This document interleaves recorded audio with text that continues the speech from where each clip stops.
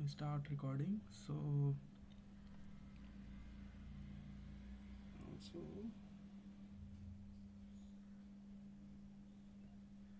let me unmute myself.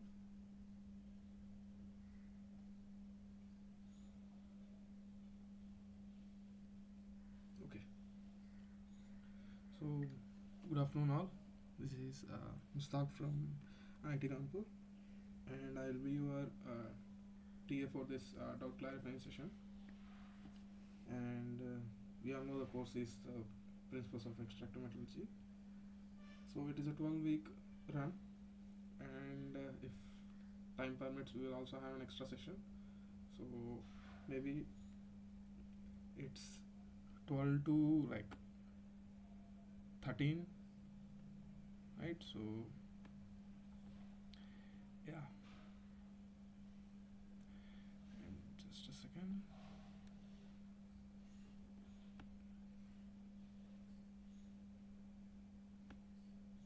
Okay, so the call is open. Anyone can join, and if you think it's bored, you can even left. So in this session, mostly I will briefly like recap what sir has told in his session, and also few doubt clarifying sessions. Like uh, if you have any doubts, you can ask in between, or you can just wait at the last, or you can ask at the last of the session. And also we'll be solving few questions.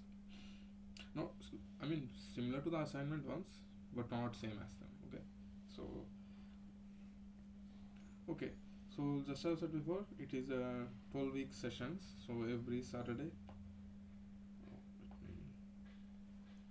Let me get my pen. Yeah. So you will have a session on every Saturday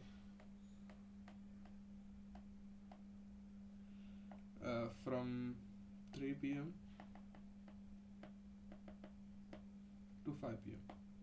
It's a 2-hour long session, IST. So it's a 2-hour long session. Okay. Yeah, most of the time I will be recapping what sir has told, and after that maybe few solve few problems, and then we will have some one-to-one or many-to-one session on doubt clarifying session. Okay. So that's that. And yeah, coming to our course, it is a principle of extractive metallurgy. So it's a very famous course in BTECs and also in PG courses. So PG courses you will have a little more depth to it, but in bachelor courses it is like more or less introduction to everything. Okay. So yeah, moving on to what exactly is our like, what does our topic mean? Like extractive metallurgy, right? This is our topic name. And what are the principles involved in it?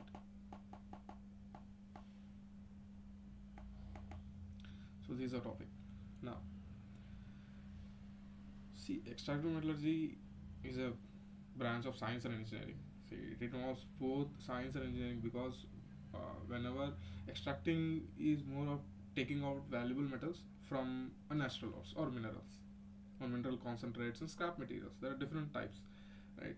You have your valuable metals. I mean, whatever the metals you want to extract. Like for example, iron. You are extracting from hematite, and if I'm talking about aluminium, you are extracting from bauxite. So you are extracting your important element or valuable metals from either the natural ores, like just I have said before, whether it is hematite ore or bauxite ore, or you can even involve the scrap materials, right?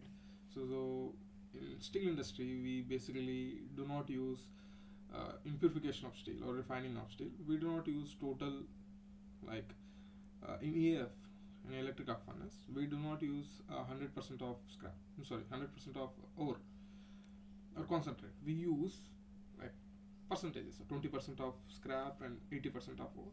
So it depends upon from where you are, what is your initial source. If it is a primary source, it's an extraction. If it is a secondary source, then it will have one more term attached to it, that is a recycling. right? So yeah, that is about that. And again, extractive metallurgy is a branch of science and engineering where you extract or take out the valuable metals from naturals or mineral concentrates and scrap materials. Then you do the refining to get the pure form, and if you want pure form, you do the refining and get the pure form. So, and it involves different processes and different operations. So that's why we have unit process and unit operations, right? So, and first you have physical and chemical process. So primarily pyrometallurgy, hydrometallurgy, and electrometallurgy, right? And unit operations, you have like comminution, beneficiation, so on and so forth. So key aspects of extractive metallurgy. See, process stages. The process typically involves beneficiation, which is a concentration, extraction, and refining to achieve desired product. So that's about that. Now, now let's actually go into a topic. So we have introduced few terms when we are discussing our definition of extractive metallurgy, right? So we were writing like we have given terms like ores, scrap, minerals, and then we do some processes, right? So let's keep them aside for now. These guys, let's keep this guy aside for now because first we need to understand what are these. Then we can go here, right? So first we need to understand what are the like initial raw materials or what are you introducing, right? So now, what is a mineral? Mineral is a naturally occurring inorganic compound with a definite composition and structure, right? So it is a naturally occurring inorganic compound. I'm not talking about organic compound. Why? Because inorganic compound, and it can be your oxide, carbonate,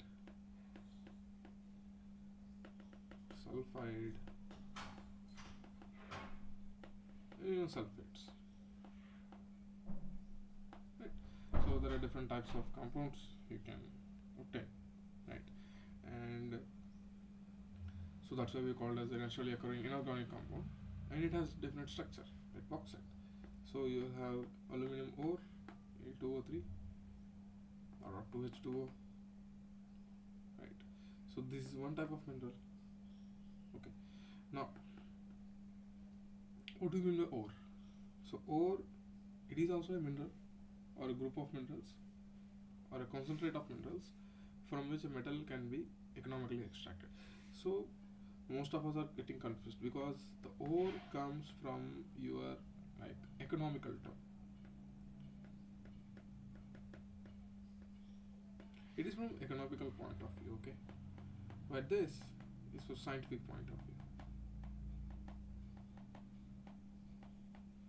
So that's why people actually get confused. What is a mineral or ore? So mineral, it is a again naturally occurring inorganic compound which has some definite structure and definite composition. Right? Definite structure means amine crystal structure. For example, corundum, Al2O3, and Fe2O3, rhombohedral. So it depends upon what is the structure it is following. Okay, now ore can be a mixture or concentrate of minerals from which any can be extracted. So when I'm talking about bauxite, so Al2O3 will also contain Fe2O3. It may also contain silica. So that's why when you like purify it in a best process, you get a red mud, one of the byproduct. So that is basically it is red in color because it basically contains Fe2O3. Okay, and please don't get confused. Fe2O3 can be gray in color and red in color. It depends upon which process it is coming from.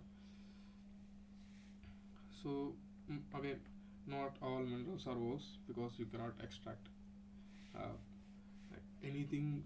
You cannot extract all the metals from them, all the minerals, because some may have very low percentage of metal atoms. Sorry, not metal atoms, metals. So yeah, let me discuss some of the few important ores. Okay, so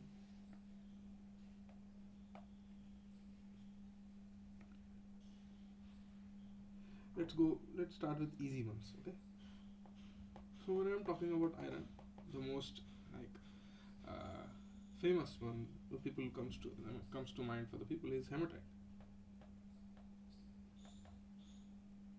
It is Fe2O3.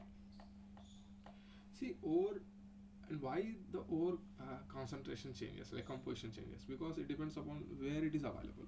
So for example, if we are digging ore from mining ore from India, it has certain amount of gang minerals, and we are digging in Russia, it has certain amount of gang minerals. So with the geographical location, the ore composition can vary, right? So that's why we say even with time, the composition of ore can vary, right? So there are different factors that affects the composition of ore. They are the most important, the most famous cases are the geographical one, and the geographical location and the time, right? So these are the two factors that decide, main factors, you can say, that defines the composition of ore. And you have others like magnetite, right? Siderite, limonite, etc. So then what about copper? So copper, the most famous thing that we get to mind is chalcopyrite, which is CuS2, right? And aluminum bauxite. You have lead, again, the famous one that comes to mind is galena, which is PBS. These are sulfides. Okay, so yeah, and see, there is no short way to learn this because it's a hard way to learn. You have to remember them because these are the ores of different metals. So that's all about. And there are some innate ones, like you have gold. So and then you have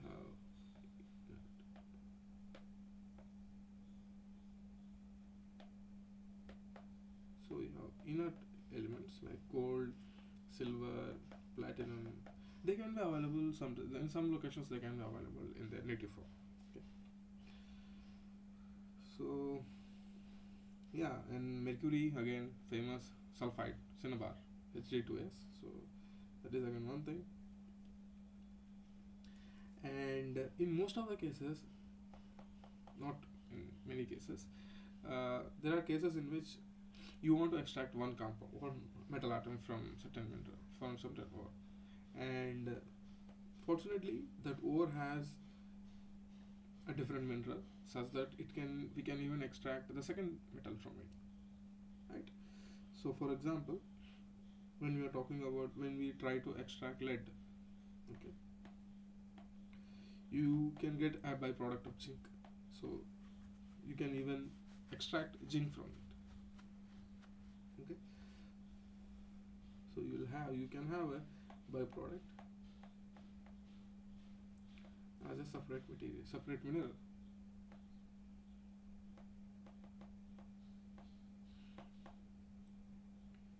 Okay, so when we try to extract zinc, you can get cadmium.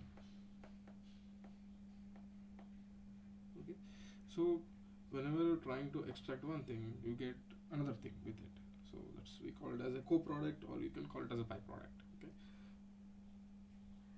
so whenever you are not only trying to extract one element, you get a byproduct having a mineral which can be extract a second metal. Okay, so most ores contains more than one recoverable metal present as a different minerals or different solid solution itself. So within a single ore. So the best example we can get is silver. Silver can be easily found dissolved in lead and copper minerals, right? So that is one way. That is one thing. Now,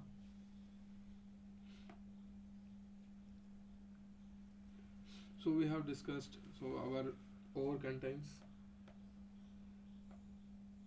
useful mineral and gang.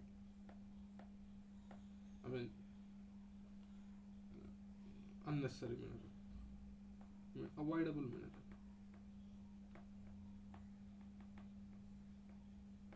So it contains our valuable metal. So ore, let me check. Yeah, it is recording.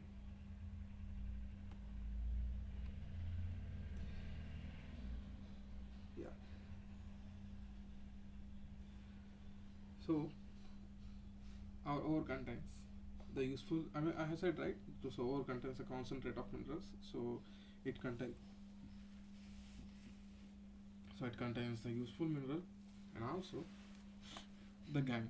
I mean the avoidable mineral. And the useful mineral you called as a concentrate from which you want to obtain your metal atoms, not metals, metal atoms. It should be metals, okay.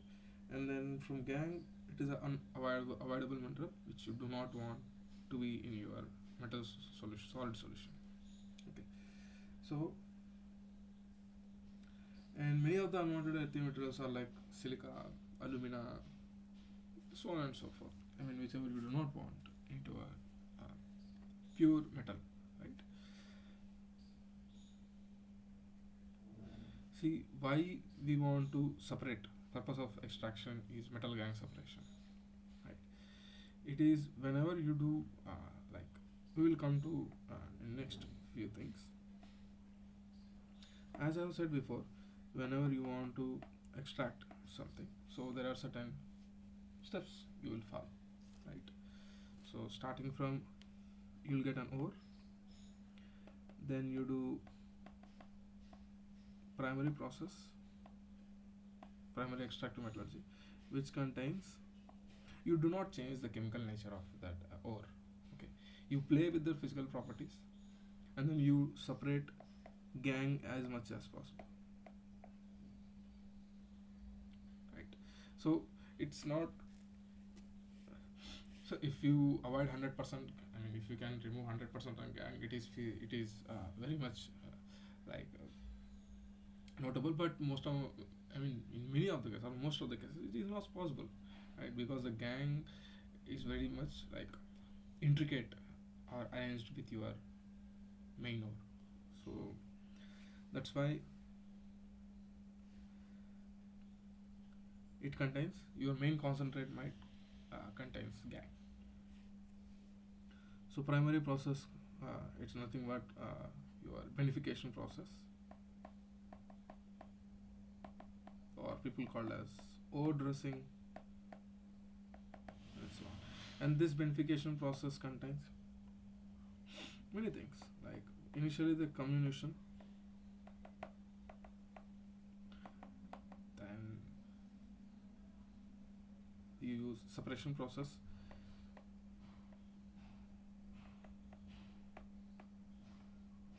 so in between you can do the physical separation if it is feasible, and then you do the separation process. And separation process contains many things. You use the physical properties, like you can use the magnetic separation, and in this you are using the magnetic properties, right?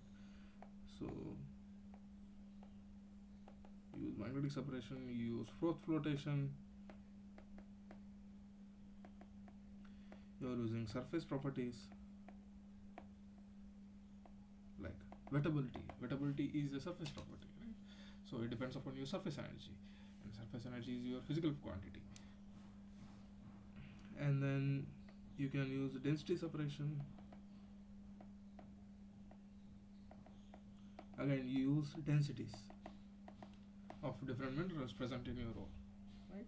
So again, it is a physical property because density is specifically tends to your certain mineral, right? So for example, in copper ore, you can have copper, iron. So for example, in iron ore, okay, so you can have silica. Silica has some certain density. In iron, you have some iron certain density. So basically, we use in iron ore, we do magnetic separation. Why? Because iron ore is magnetic in nature, right? So that's why we use that thing. And froth flotation is mostly used for sulfide ores. So that is one hint point. Yeah, so then we do the extraction process, the secondary process. You can call it different process, okay? And then we do use the extraction process. See, in between we can even have many process like pre-treatment process. You can call it as a pre-treatment or enrichment process.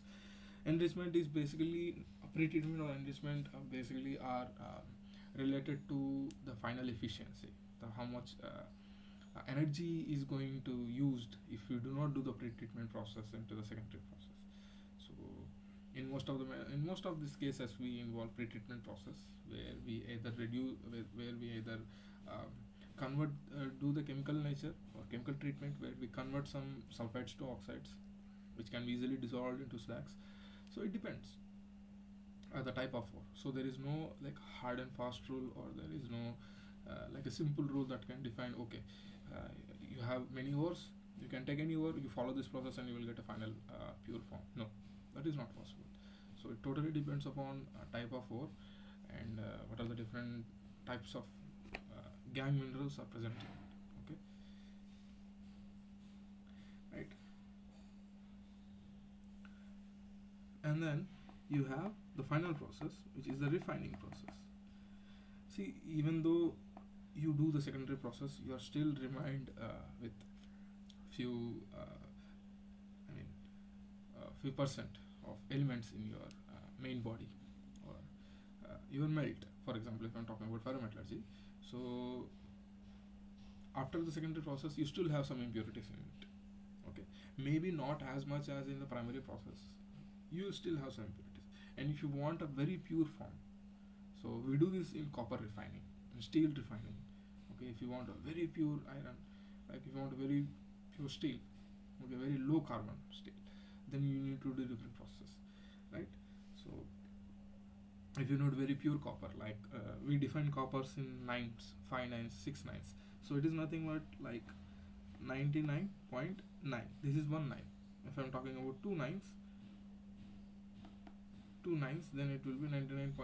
If I'm talking about 3 nines, then it will be 99.99. So whatever the copper we used in electricity, like for um, the copper wires we used, right, in high tension wires, so there the copper purity will reach 5 nines, right? So that means that is 99.99999.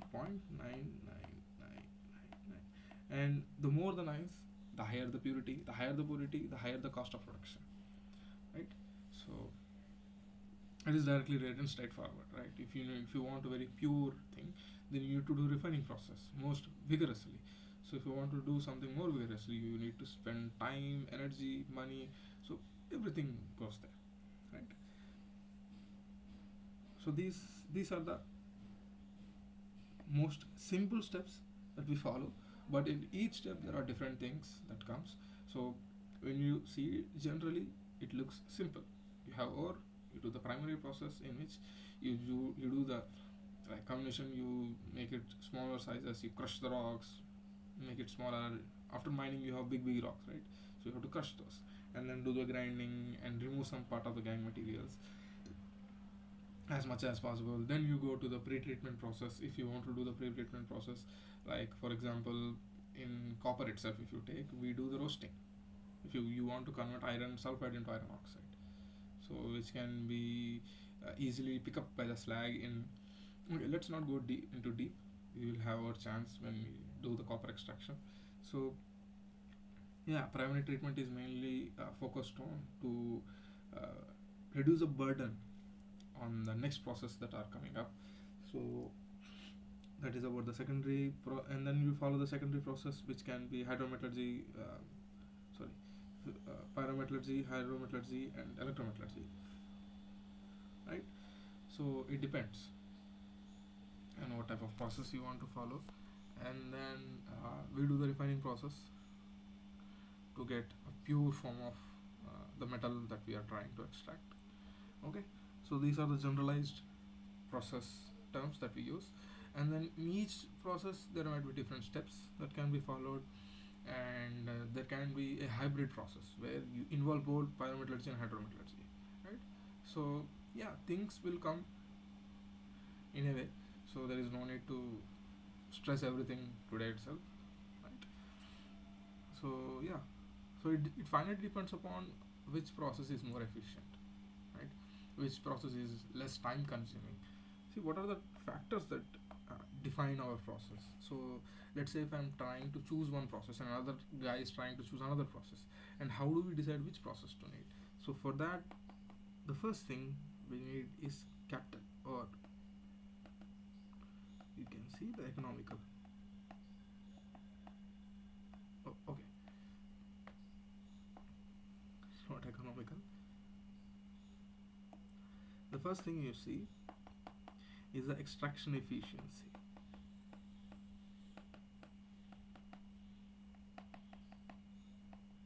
right? You want to know the extraction efficiency, how much you are getting. For example, if I'm using 1 kg of ore, in that 1 kg of ore, my mineral is like 100 grams, okay, or you can say 200 grams, or 10% of my ore. So then, how much of the 10% I'm getting out? Right, in that 10%, my metal is like, uh, how can I say, 60%. Okay, so you understand, right, what I'm trying to say. So initially, for example, if it is 1 kg, in that I have 100 grams of my mineral. In that 100 grams, my uh, how can I say, my metal that I'm trying to extract is 60 grams. Right? It is 60% in that 100 grams. Right? So it is 60 grams, or 60 to 50 grams if we say. So then, how much of this 60 I'm trying to get from 1 kg? So as I said before, we have a primary process. We do combination, flotation, or different types of process to remove the gang material. Uh, right. Even though so if we are trying to remove the gang material, so in most of the cases, the mineral that we are trying to enrich will also come out with gang material. So then we will have a loss, right? So at every step you will have some loss of your metal. So that loss will define your final efficiency. So how much you are getting. So for example, if I am telling 70% is my efficiency. Now next thing comes is my cost. And this cost will depend upon how much energy I am trying to use. Right? Maybe it is a pyrometallurgy, or it is hydrometallurgy, or it is electrometallurgy. It depends. And then you have time.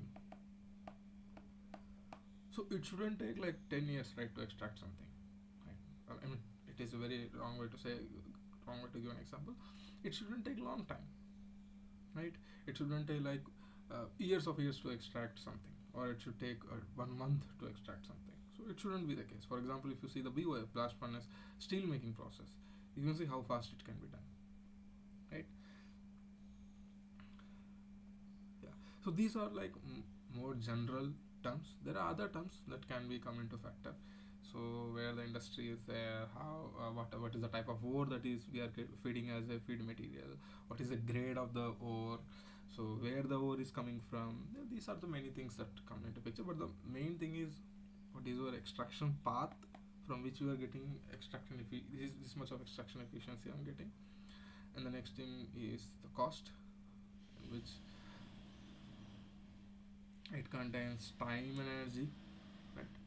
So there are different terms which dictate your final efficiency, right? So moving on to, yeah, we have discussed a lot. Let's move to this part.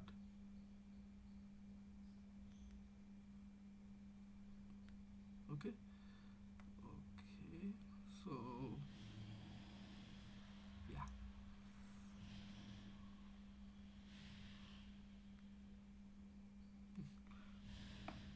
Now we know why we are doing.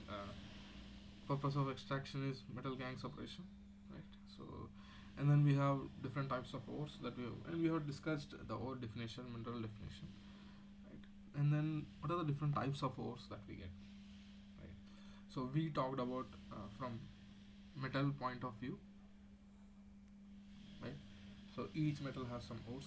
Now coming to the non, so we said inorganic, right? So what about the gang materials, or what are the See, most of the metals, except for few inert metals, just like I said before, gold, uh, silver, and platinum, most of the elements are reactive. So most of the metals are reactive. So they cannot be found freely in elemental form. So they react with someone else, and they form a stable compound. So that reaction with someone else. So who else they can be?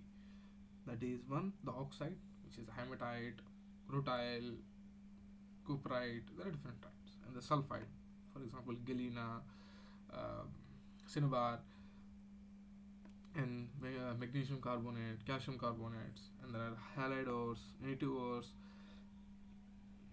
etc., and so on. So there are different types. These are the main most types of ores you can find, and there are also phosphates. So the best example for them is the monazite. Monazite is a famous ore for extraction of rare earths, right? So monazite, ore of REEs, rare earth elements. See, the name is quite confusing. Rare earth elements, they are not actually rare, and why the name rare earth came from, because whatever you try to extract over, for example, you are extracting from monazite ore, these rare earth elements ore are so lean, so there are, like, you call them rare in itself in that ore. Okay, so the ore is abundant, but the amount of REs in that ore is very lean. And so that's one misnomer. People saying that rare elements are rare. No, they are not rare. The ore is not rare. Okay. So, and the most of the production is done in China. So that is the biggest producer of REs till now. Okay. So yeah, that's the misconception of REs. Okay. So moving on to oxide ores, and also there is other thing that why people call them rares, because when the people actually tried, when the people first actually discovered these elements by extracting, they found it as rare. So that is also one point people try, when people trying to discuss, so why the rare elements came, the name came from, even though they are abundant. So that's the reason. So during the invention itself, it happens. So that's why the name continued. Okay, so which doesn't make sense, but still people are trying to follow that. So yeah, you have oxide ores, sulfide ores, carbonate ores, halide ores, and native ores. Okay, and moving on to that. Now there is this confusion of people commonly asking, why do we roast sulfide ores, right? So why do we roast sulfide ores? When you roast sulfide ores, it will become oxides. Okay, and whatever the sulfur dioxide that you got can be used in the production of sulfuric acid. Okay, that is other thing, just like we discussed, like byproducts. So you can use that byproduct of one process and get another product. So it actually happens in industry. So sulfur oxide they take out, and there is this famous process of producing SO2 to SO3, then react with water, you will get H2SO4. So you will get sulfuric acid. Okay, yeah, and and yeah, why do we roast, right? So we roast sulfide ores because when you convert them into oxides, that can be easily picked up by your slag. When we, for example, if I take copper extraction, see, for many things you can use copper, okay, as an extraction, as an example, because it contains so many things that you can just relate to everything. Okay, it involves pyrometallurgy, it involves, in some process you can extract it from hydrometallurgy also. You finally use electro winning because you need a pure copper, right? So it involves every process. It even you do the crushing, grinding, you do the pre-treatment, right? So that's what happening here. You convert iron sulfide into iron oxide, which can be further helped in your upcoming process. Okay, we will discuss that when we discuss our copper extraction. Okay? So that is about that. Now why? So yeah, there's this no, why carbonates are again cancelled when you calcine a carbonate. So for example, if you burn the magnesium carbonate, what happens is the carbon dioxide will come out. So that's why we call it as a calcination. You heat magnesium carbonate, the magnesium carbonate will decompose.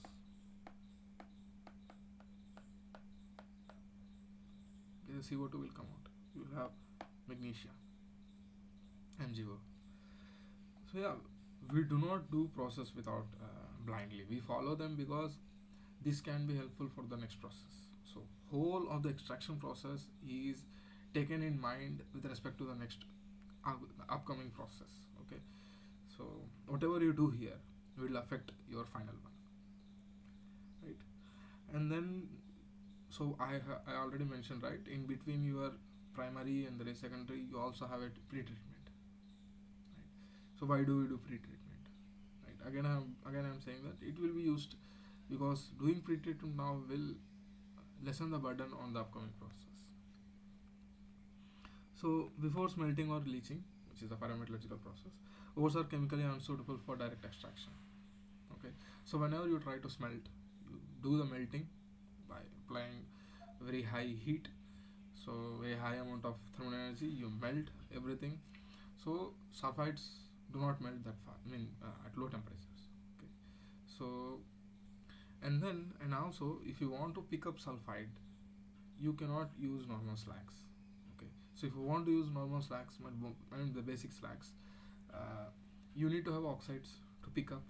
Then what do? You convert them into oxides. So that's why we do the sulfidation roasting. See, we change the chemical form from sulfides to oxides, so physical structure itself gets changed, and the reactivity also, the slag pickup will also change. The typical pre-treatment process can involve crushing, grinding. See, for example, if you want to dissolve a particle of 2 mm, right, you dissolve in an acid, trying to dissolve. The acid will start from surface, reacting, right? So slowly, this radius of it will decrease, but it takes time. What if we can maintain a very small particles? The reaction happens fast, right? So for reaction you need surface area, and higher surface area can be achieved when you break down your particles, right? The more and more hidden surface will come out when you try to grind your particles, right? So you don't directly grind your particles, you first crush it. There will be primary crusher, secondary crusher, tertiary crusher. So why we do this? Because we do not exert so much of energy into one crusher, right? You can't expect one crusher to do everything, right? So it will damage your crusher itself, because you are extensively using it to reduce the particle size to to microns, so which is not possible. So that's why you have some series of crushers, and then you have grinders. So crushers are reducing from centimeters to and grinders are from to micron scale for certain things. Okay, and roasting and calcination I have explained before. For certain ores we do the roasting and calcination because they are helpful for the further process, right? Now,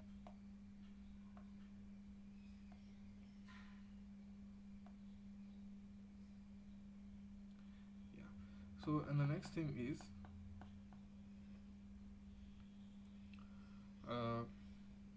okay, so we have discussed different things, right? And then you have pre-treated metal separation. You either do reduction or anything. Then we do the refining. Okay, so we have discussed this part, classification, and then yeah.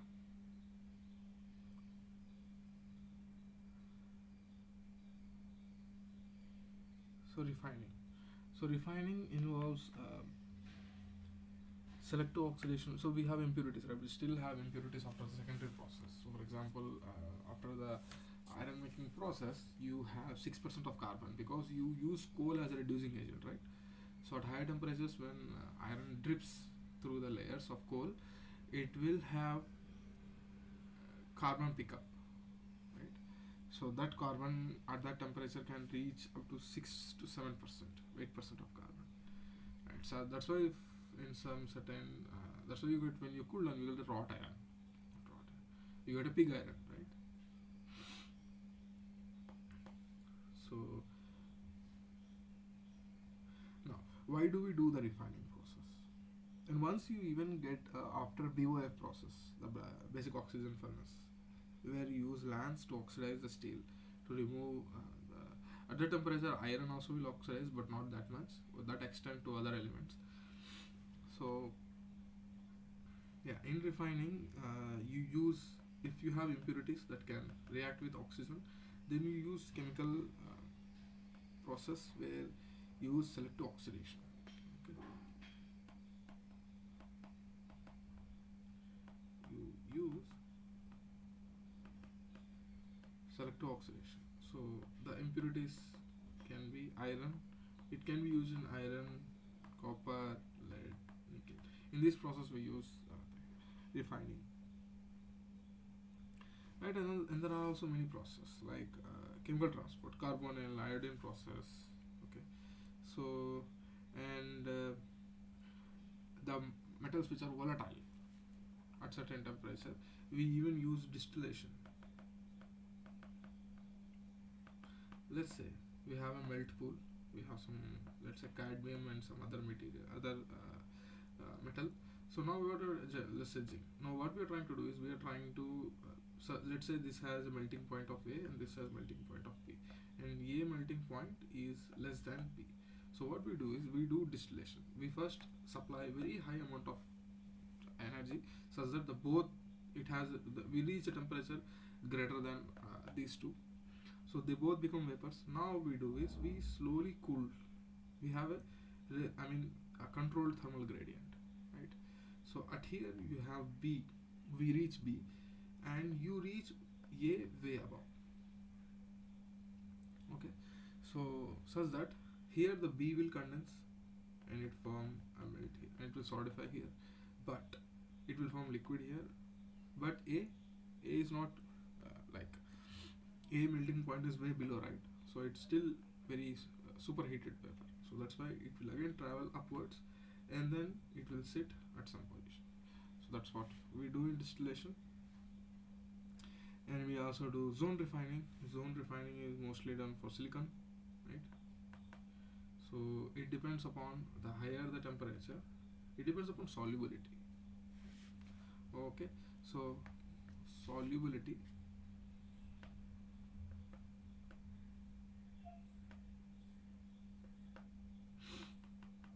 So solubility of impurities with temperature. So if at high temperature the solubility of impurities can be increased, then what you do is, let's say you take out a silicon rod which has some impurity. Now what you do is you heat a certain part. Okay, so I'm just heating this part.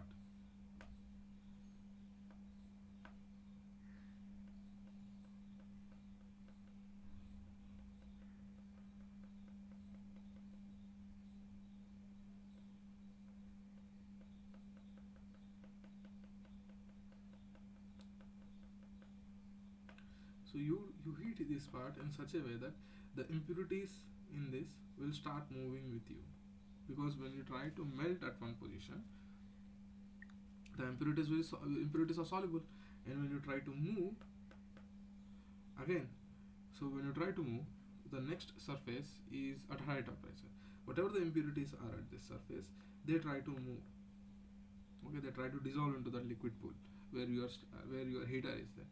So that's how you do the zone refining. You move from one point to another point, and this process happens many times. So in such a way that you can get a very high, very ultra pure your metal. Okay, ultra pure non-metal like silicon. We do it metalloid, so it's not metal. Okay, so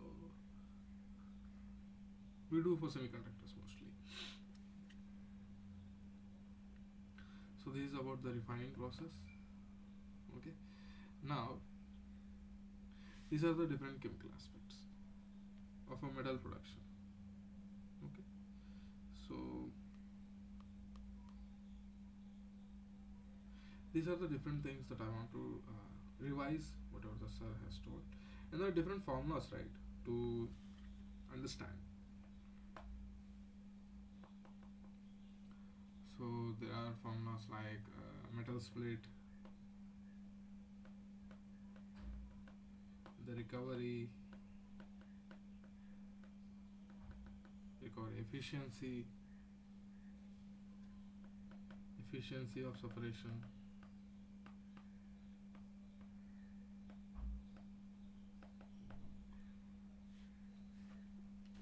right? There are different formulas.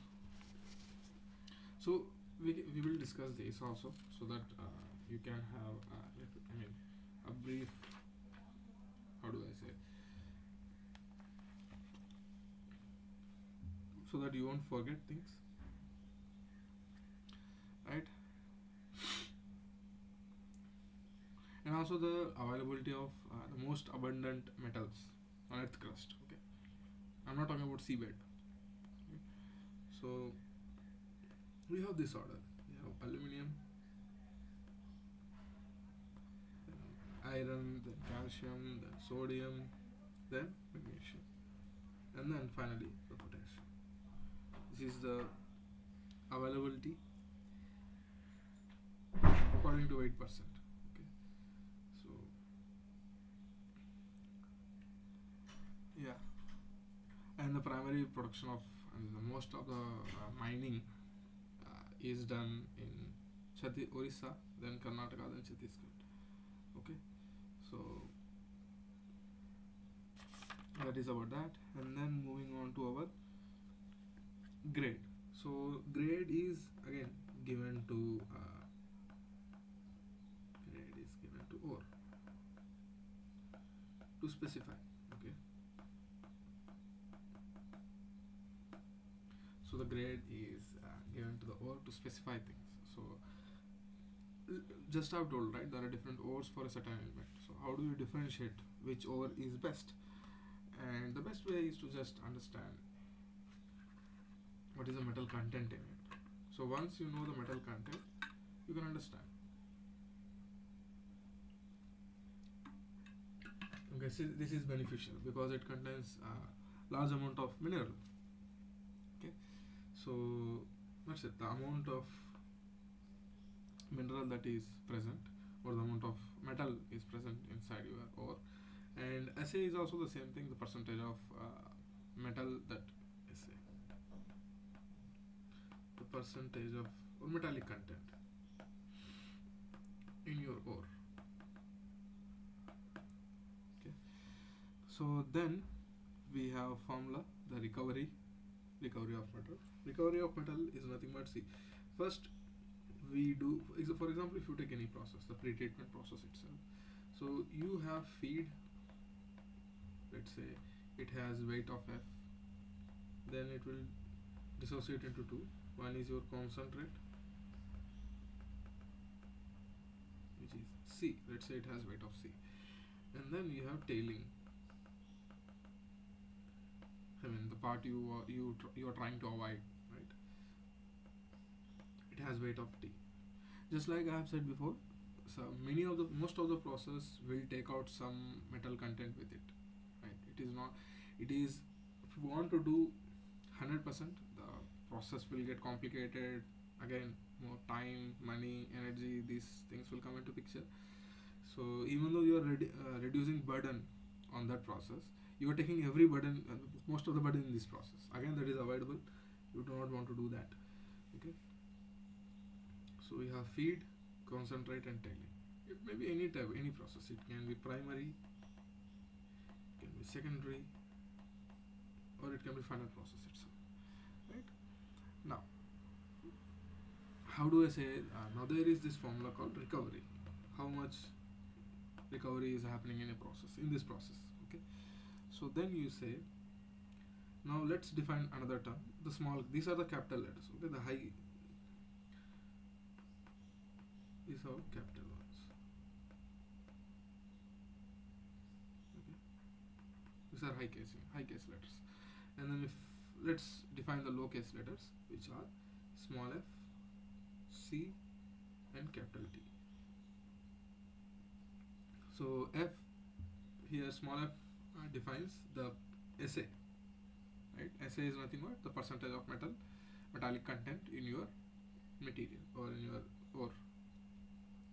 The small c defines again the percentage of metal in your concentrate, and the small t defines again the percentage of metal in your tailing. So if we want a very good process, the tailing should be as much as possible. I mean, not t, the small t, right? So small t should be as much as possible, as slow. I mean as small as possible. So that is mostly expected, but which will not happen, because ideal cases can be anything, but the reality is different, right? So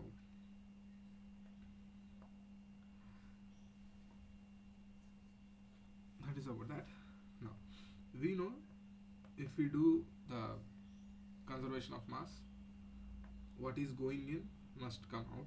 So F equals to C plus T. So this is a total weight, right? Now what about the total weight of metal? Because we have defined the small case letters, right? The lower case letters.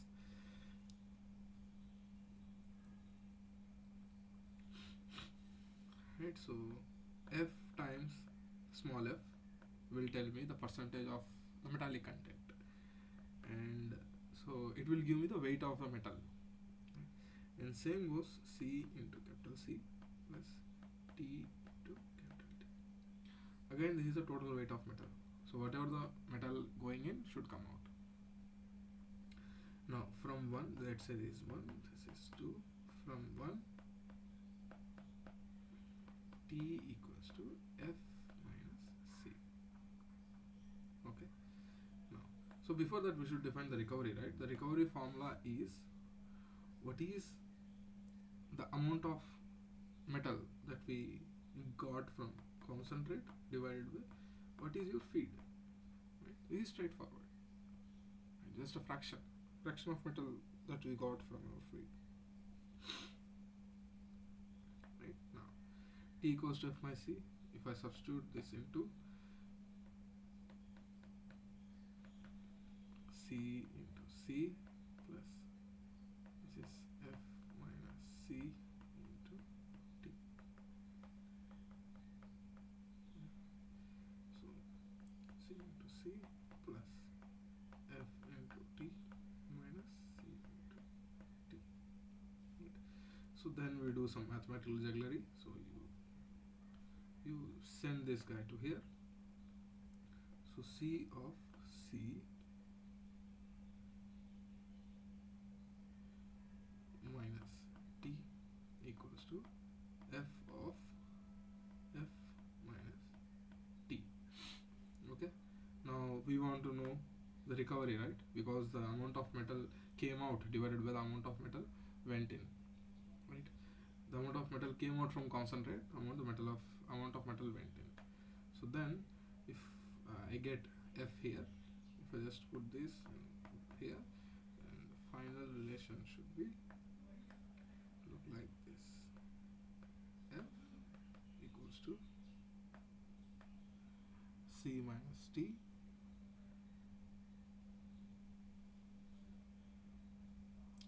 did we do something wrong?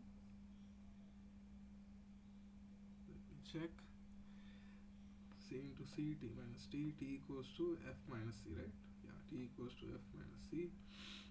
Then if you substitute here, F into T, C into T, so C equals to C minus T, and then F equals to F minus T.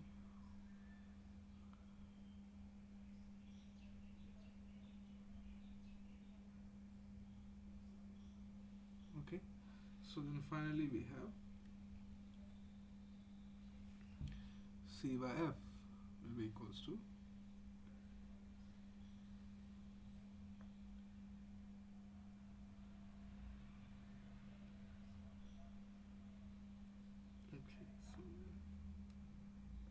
C should stay here. F, we need C by F. C by F should be equals to,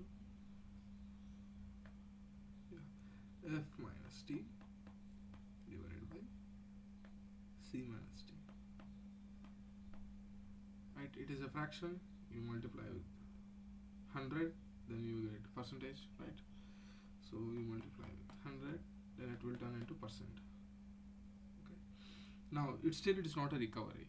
So if you want to have a recovery, you multiply with small c, small f on both sides. Right. Now this will give me, this is recovery of a metal from process. Okay.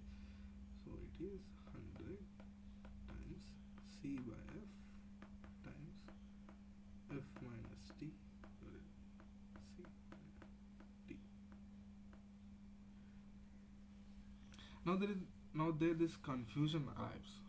Okay, so how do I define? Because whenever you try to do the primary process or secondary process, so some amount of the gang will not be lost, right? So some amount of gang will still be incorporated into your concentrate. So to avoid that ambiguity, what we do is we do the recovery efficiency. What is that? Efficiency of separation, right? So we like get a term to simplify things. Recovery of efficiency, yes, right? Efficiency of separation.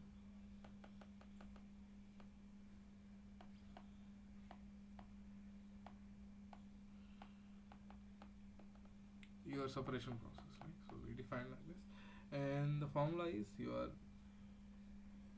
recovery percent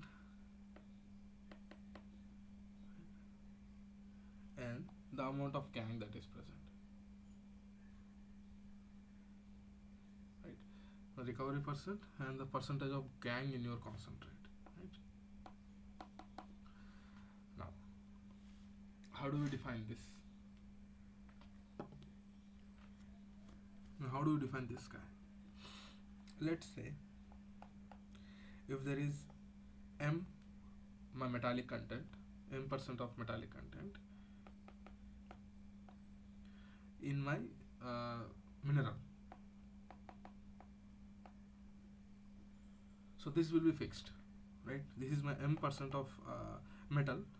M is a metallic content in my mineral, that which I'm trying to, that is a part of our concentrate, right? So that means it should be part of our ore also, right? Feed also. So this is a part of my concentrate. Okay.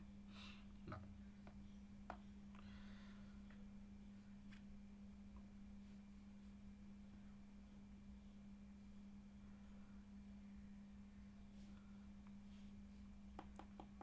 so what is my metallic concentrate? Okay. So then what is the fraction of my metal in my concentrate? Okay. So that is equals to C by M. What is C? There is small c. Small c, what do you mean by small c? Small c is the metallic content in my concentrate divided by M, and this is metal content in my mineral. If C equals to M, then my whole concentrate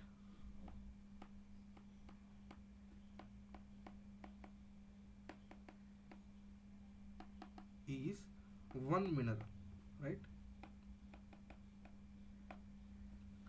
If my C equals to M, suppose if I'm talking about for example, if I'm talking about Al2O3, okay, with Al2O3 there can be some other things, right? So with Al2O3 we can have Fe2O3, we can have SiO2. So these will add up to give some amount of W. Then, so what is my metallic content in here? That is some fraction. Okay, so that's why this aluminum, this Al2 weight will be W1. W1 by W will give me C, small c, the metallic content in my concentrate. And for example, if we remove everything and my only mineral present is Al2O3, and then that will be W2, and the weight again, let's say my weight is 100 grams, this total weight. Again, I also this same weight 100 grams, so that is W. Now tell me, W1 is less than W2, right? So W1 is my C, W2 is my M. Okay, so if my C equals to M, what does that mean? My whole concentrate contains alumina. There is nothing, no gang, nothing. Okay, now if my C is less than M, C greater than M cannot be possible, right? It doesn't make sense, right? You have a metallic content in your alumina this much, and your concentrate is having more amount of alumina than your mineral, which physically doesn't make sense, right? So, right now the only cases are C equals to M, C or less than, so it can be this.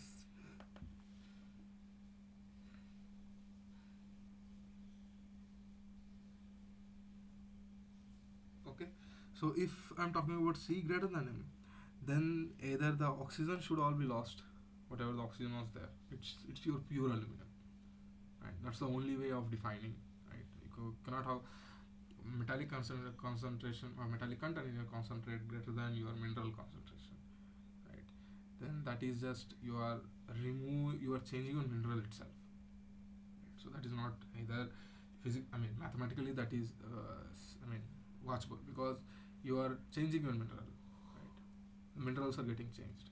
We are talking about alumina, Al2O3, which has some amount of aluminum, and my concentrate has more amount of aluminum than my mineral. That means my structure itself got changed, right?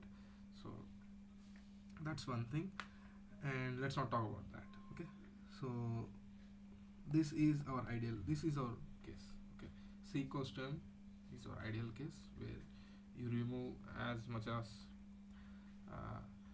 gang or impurities from it. So, and this is the limiting case, C equals to M. Okay, so we normally or in the in real cases you always get C less than M. Okay, because the presence of gang or other impurities in your ore or your concentrate.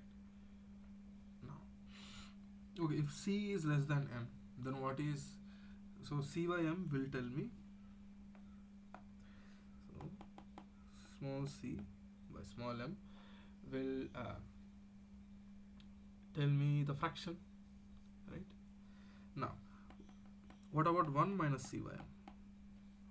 That will give me the gang fraction. Okay, so the gang fraction in my concentrate. Gang fraction in my concentrate. Right, because when I'm talking about C by M, let's write this guy. So there are other elements, but let's stick to this. When I'm talking about C by M, I only think about these guys, right? So the fraction of this in whole divided by the fraction of this in this.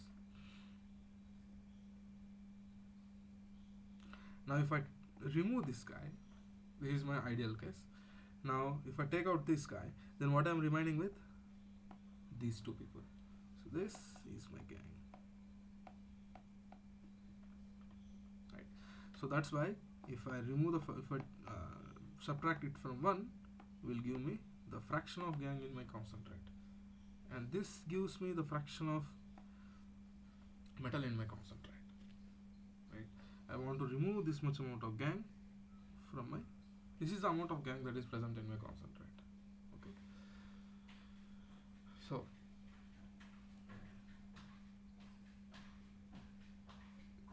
and the same goes for the gang fraction in feed. The gang fraction in feed, which is given by Rg, and that will be equals to C upon Gc divided by F upon Gf.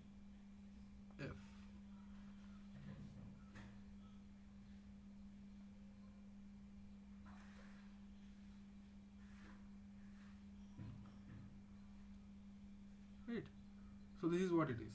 So if I'm telling, right, if this is my F, or I can take the recovery of gang. Okay, so the amount of recovery of gang can also be given as like this, the amount of gang that is present, right? What is the recovery of gang? So this is CGC upon FGF. Now for separation efficiency, all you need to do is this. So you have recovery of your metallic content minus the recovery of your gang. So that's why we keep minus. So we normally want this value as less as possible, so that our process in whole is efficient. So that's our main goal. Okay, we want this value as less as possible because we do not want any gang material in your concentrate, right? That's what we expect. That will help lessen burden for the next process, right? Now, okay, so let's start.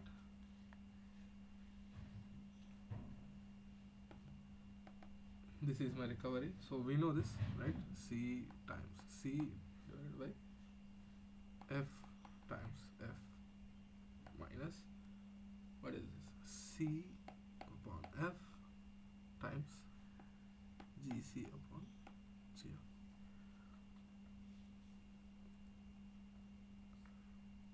Right? So this is the gang fraction in concentrate, this is the gang fraction in feed, which will tell us the recovery of gang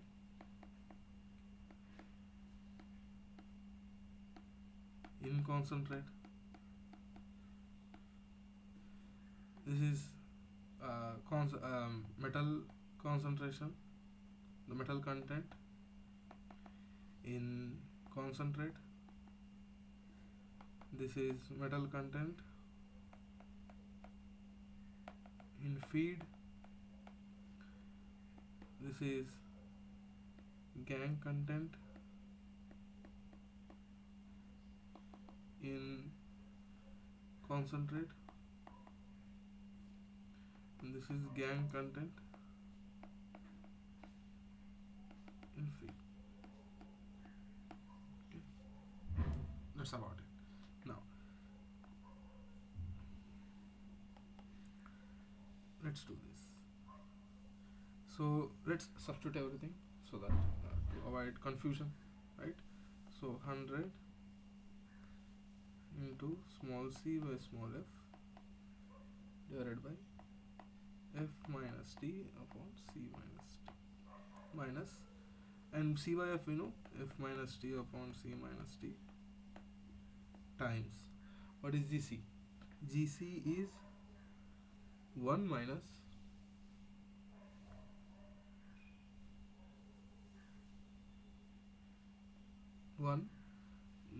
c by m, right, divided by 1 minus f by m, right?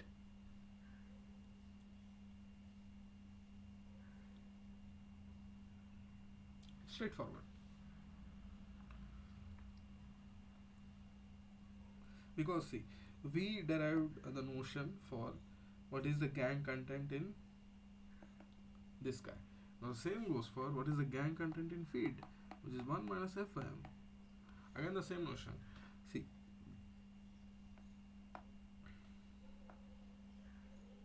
we defined our C. See, again I will write the terms because they are quite confusing.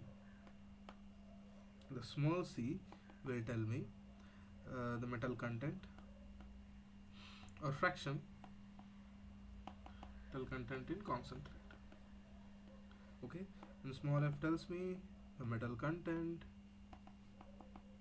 in feed. Okay, and then m will tell me the metal content in my mineral.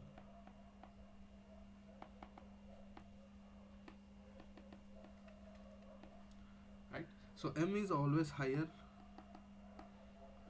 Now what I'm trying to do is I'm trying to f, let's say if I divide these two guys, that will tell me,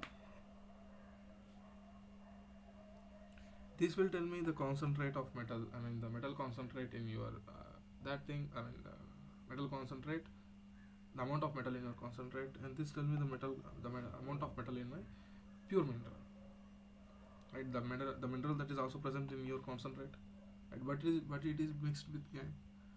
So it will tell me the fraction of that mineral, right, fraction of mineral in your, so let's say I have a mineral of A, B, C. Okay, A, B, C and D. Let's say all the weights are 1, 1 and 1. Okay, so in this A I have my metal as MO. Let's say again M weight is half, this guy weight is half. So what is the fraction? The total weight is, let's say this is 1 gram, 1 gram, 1 gram, 1 gram. So total is 4 grams. And this guy total weight is 1 gram, but this guy weight is half gram. So what is my fraction? So my fraction should be this half divided by 4. That is the amount of metallic content, right? The metal concentration, you can call it. This is my C, because this is, let's say this is my concentrate. Now the next thing is the amount of metal in my mineral. My mineral is A, right? The containing mineral is A. Then my M is half divided by 1, which is again half. So what is the value of C? C is 1 by 8, M is 1 by 2.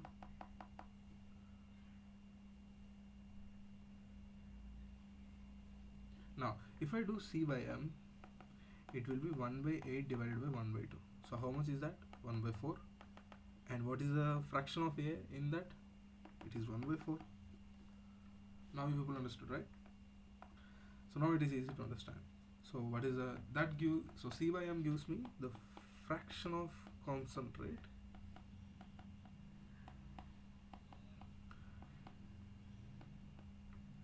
now every fraction, if we add all the fractional numbers, it should add up to 1.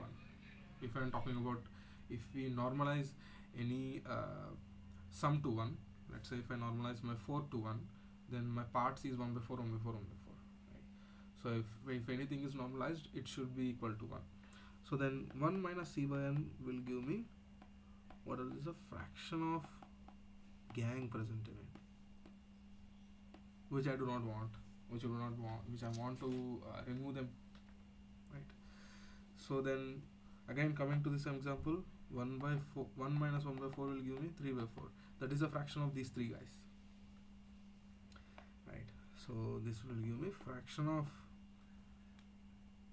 that thing in your concentrate, the gang in your concentrate. Okay, so now so now the definitions are clear, right? So the same goes for Fg, the fraction of so let's define terms differently.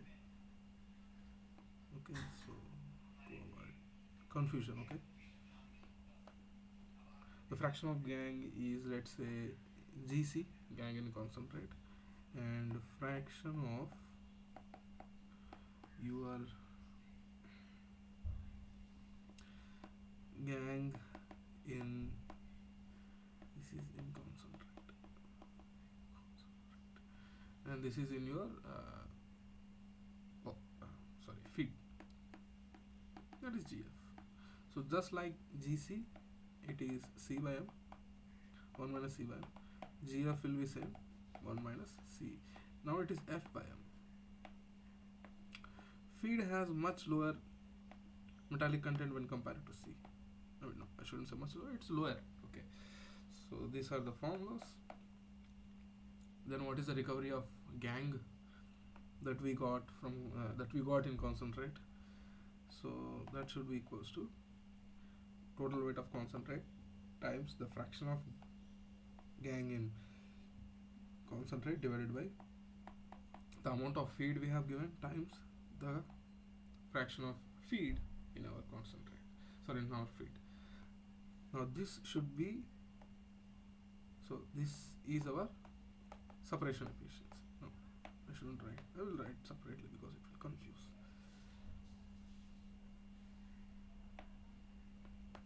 This is my RG. Then separation efficiency of separation, right? So ES will be equals to R recovery of concentrate minus recovery of gang, right? So that is what we have been doing here.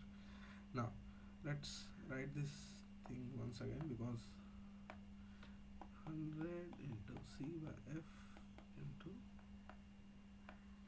F minus T divided by C minus T minus F minus T divided by C minus T, 1 minus C by M divided by F by. So let's continue these guys. F minus T divided by C minus T. Let's not put 100 right now, because in both the terms the 100 will come, right? So let's not involve 100 for now, because everything is in fraction. So let's write 100 at last. So this guy will continue, and this will be M minus C divided by M minus F. Okay. Now if I take this, let's write,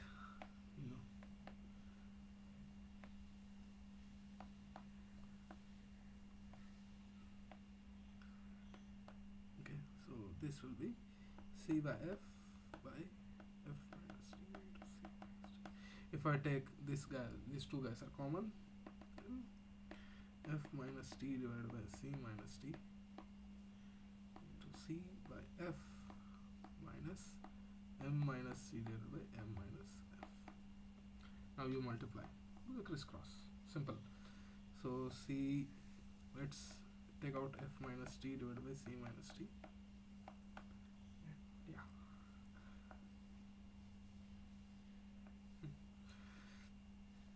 Then what you do is,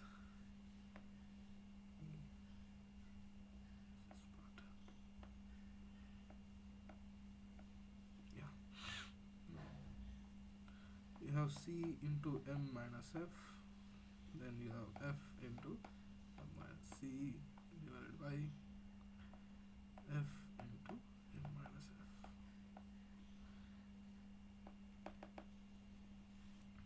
So at first you have Cm minus Cf minus Fm minus Cf.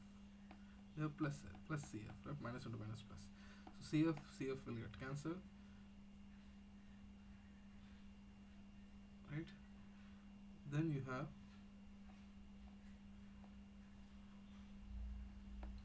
F into M minus F. The other thing is here. So let's F minus T, C minus T. And so M can be taken as common, then C minus F divided by F into M minus F. So this is our final result. Okay. So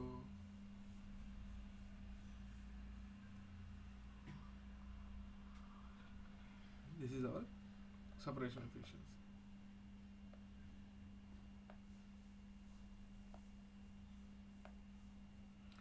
efficiency separation or control. Okay, this is our final value. So F minus T divided by C minus T into M C minus F by F. Okay.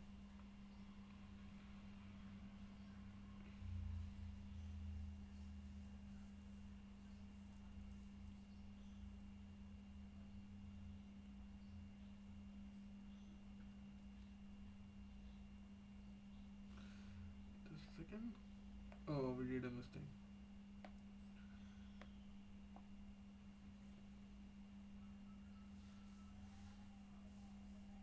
This is not 1 minus.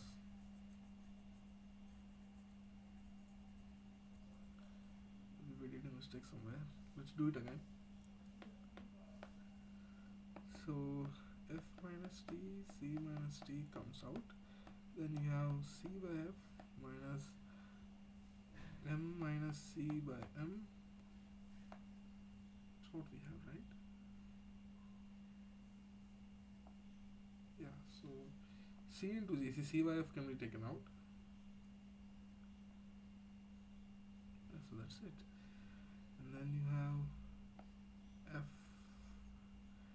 M minus F. So this is like this. M.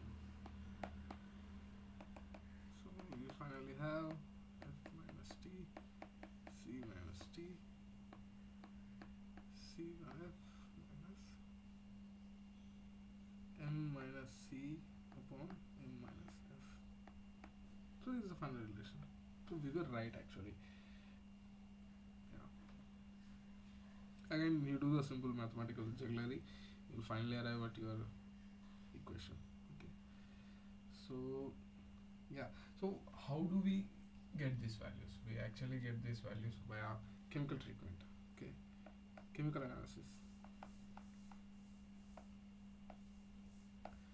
So there is this term called ICP-MS.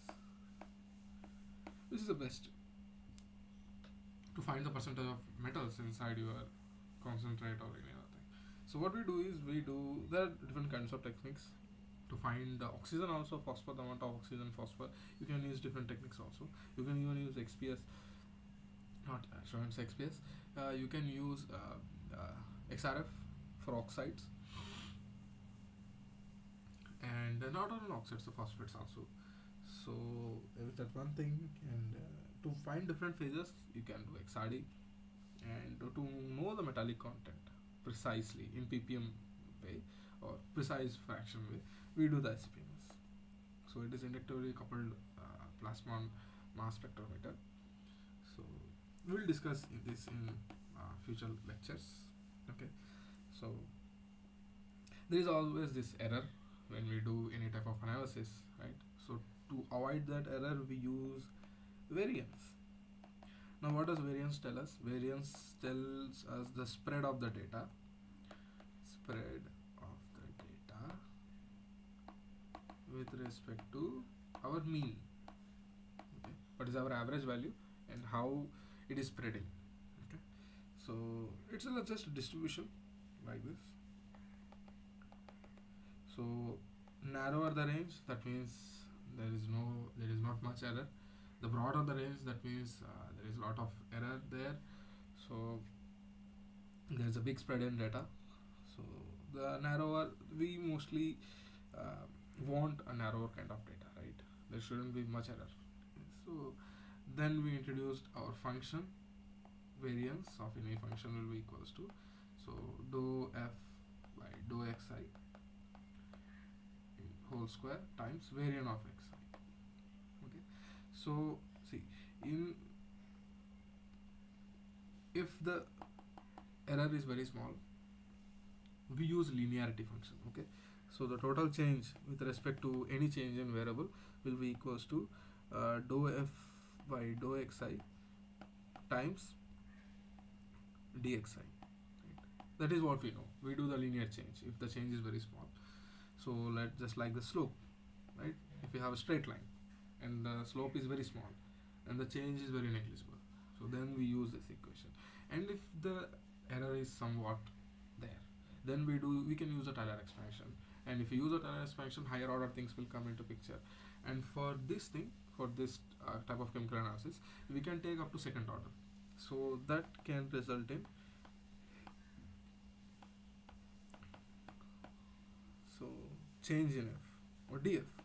Now F is a function of what? You have C, the concentrate, the metal content in concentrate. We have F, you have T. So these three are variables. Then we have this times square, and then we have variance. Now why this is not dxi? Right? We know the dxi can be at a given point can be written as the xi minus average of xi. So that will be a mu. And if you try to do the square, what will happen? Xi square minus mu square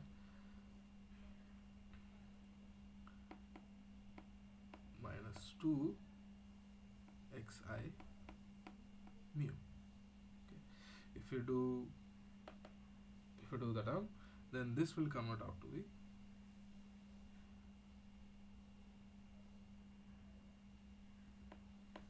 xi square minus mu square. Right? So this is how it will convert it. So that's why you will directly use the variance. Okay, the variance of C, the variance of F, the variance of T. And we know how do we find the variance. So it is simple. Once you get the data, it will be 1 by n, I equals to 1 to n. Then you have xi minus mu whole square. From here you can get the variance. And if you do the root, it will be your standard deviation. Okay, so it's just the square of your standard deviation. Right? So this is your variance, and you substitute this here. You differentiate this equation, this guy, with respect to one term at a time. So it's like dou f upon dou c into variance of c square plus dou f upon dou t variance of t, dou f upon dou t. Why we are using partial differential equation, not exact, because there are three terms, right? So you can, if you are talking about exact, then there should be only one term. The other term should not change, right? So that's why we are using partial differential, because there are three terms that are changing here. So square times v, it's not vt, it's vf now, vf. So this is our final equation. This will tell me the variance. What is the change with respect to some values, if some values are being changed. Okay, so this will tell me the spread of our final data. Okay, now that is all about that. Let's move on to the questions. Like, let's solve few questions. Which is the most abundant metal in earth crust? We know it is aluminum, because I've already mentioned here, right? In I guess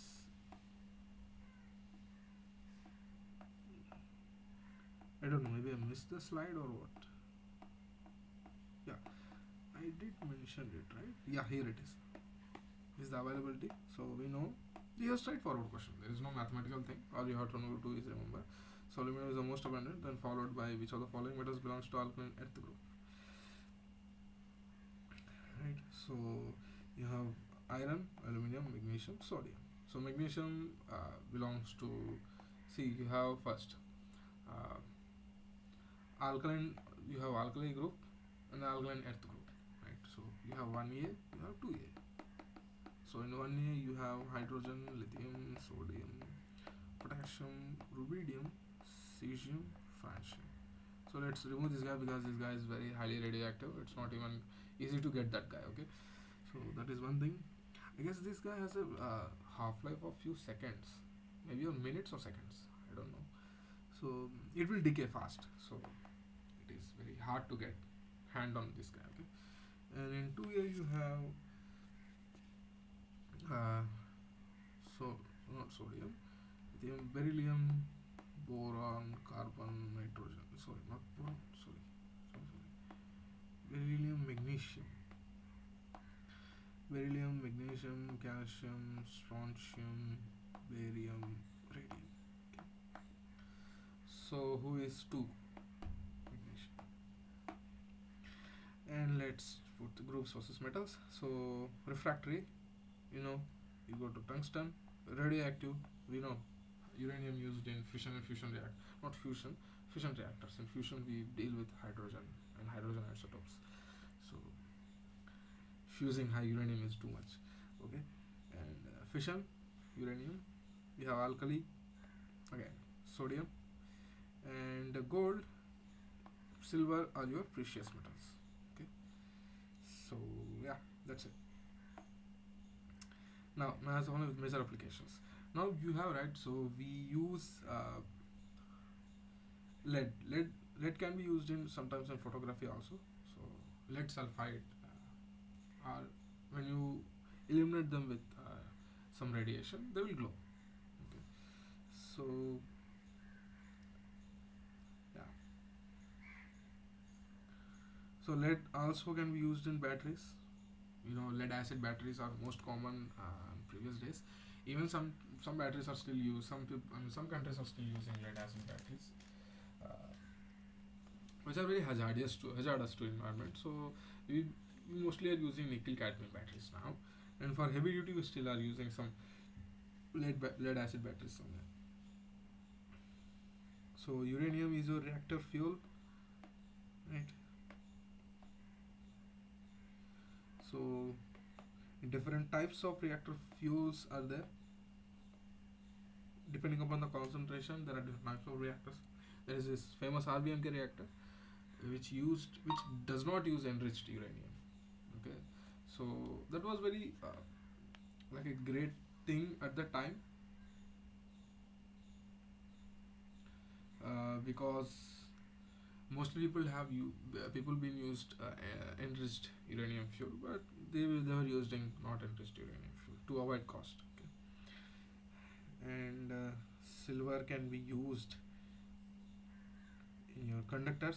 Silver is a good conductor, and because of cost, we are not using silver. We used copper. Okay, again, lithium can be used in batteries also. So it is one thing. Now, yeah. Now coming to the ores. Okay, so we know lead is galena because lead ore is your galena, which is PbS, lead sulfide, and then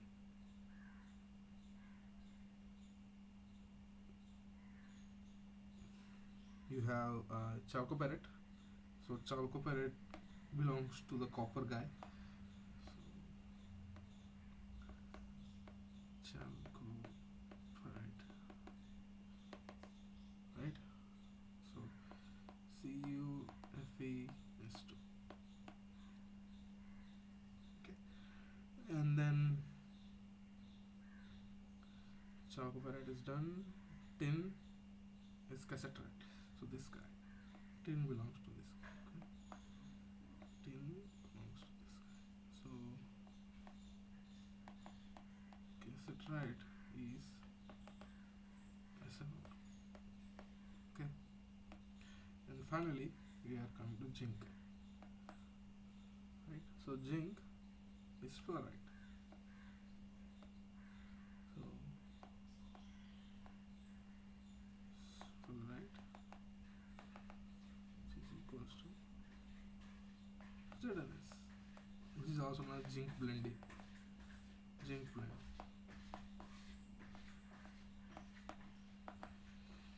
That's it. Moving on to question 6. See, people use manganese steels. People use silicon steels. See, chromium are used as corrosion resistant. So stainless steels.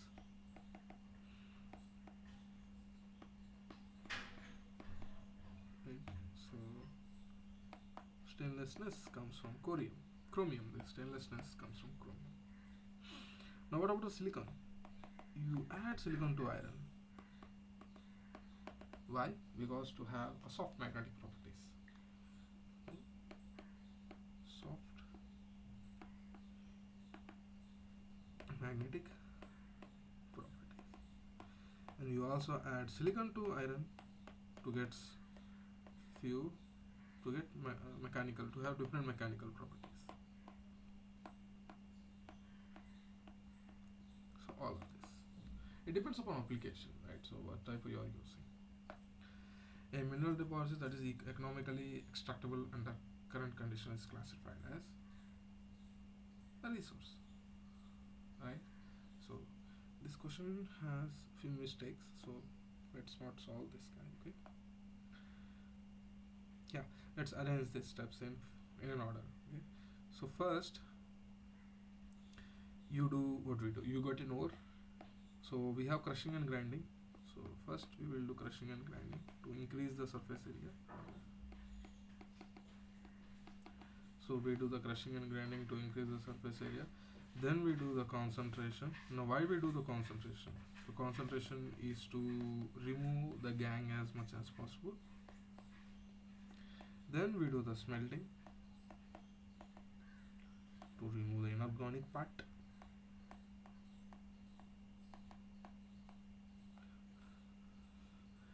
Then we do the refining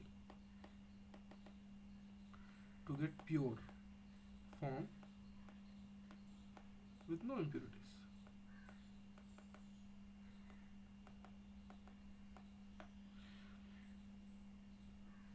Right, so this is the process. First you will have 1, then 2, then 3, then 4.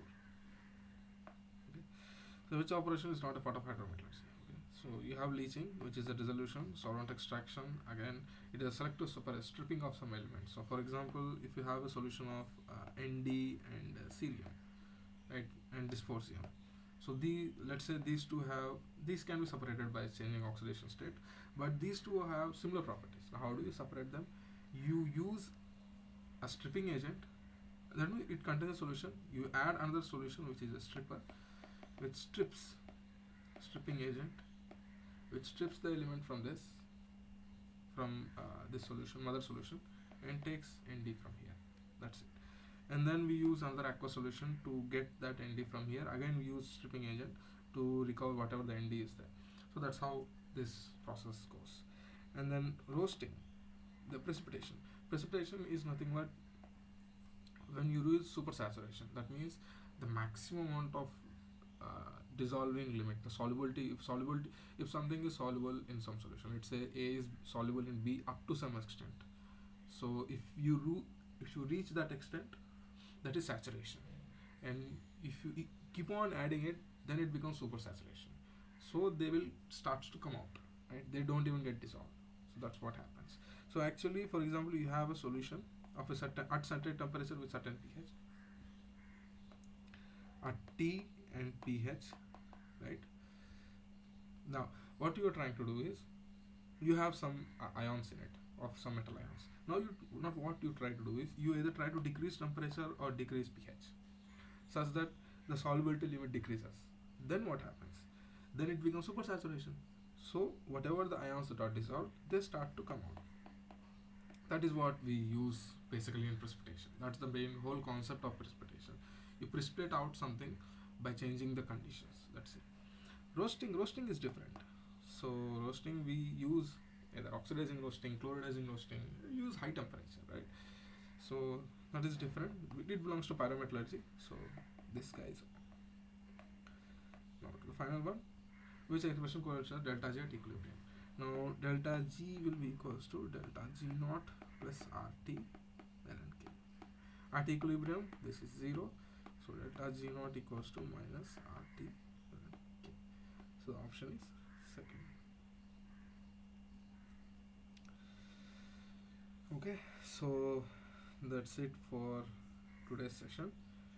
So I will be uploading this into the YouTube channel, so there is no need to worry about it. Okay, you can always refer to that. So whenever, if you people have missed today's session, you can attend. You can just scope out the YouTube channel and search this video. Okay, so that's it for today. Thank you very much. Let me end the recording.